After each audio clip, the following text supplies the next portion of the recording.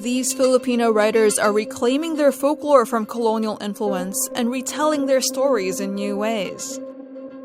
Natalie De Los Santos heard of Filipino horror stories from her parents growing up. This story is called Two Boys and a Tiyanak. And basically a Tiyanak monster is like, it looks like a baby at first, but if you pick it up and try to help it because it's crying, it'll turn into this like old man looking ghoul that will bite you and attack you.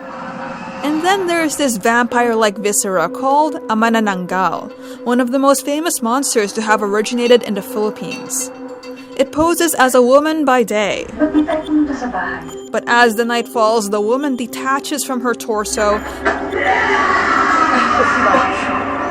grows bat wings, and she has a long tubular tongue that sucks fetuses out of pregnant women. One of the theories is that showing like this disembodied woman attaching from her torso came from these anxieties that the Spanish kind of had about, or taught people about women's sexualities. So that's one theory of why the woman with wings detaching from her torso became so prevalent. Spanish settlers colonized the Philippines in 1521 and ruled for several hundred years, until the Americans took over in the late 1800s.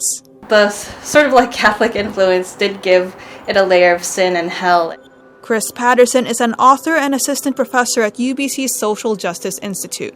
The Spanish used stories of horror and to try and scare people so that they would come and believe in Christianity, because a lot of these shaman refused to convert to Christianity. De Los Santos says her work is inspired by these Filipino monsters known as Aswang, but her writing reinterprets how Western colonialists portrayed them. That's why in her novel, Dios Amata, the manananggal still shows up, but as innocent bats that transform into aswang after they were corrupted by a colonizing regime. Besides the potential for like this creativity, we can talk about the colonial influences. We can deconstruct some of the things that have dictated the way that we told these stories. For CBC News, I'm Ali Batarga.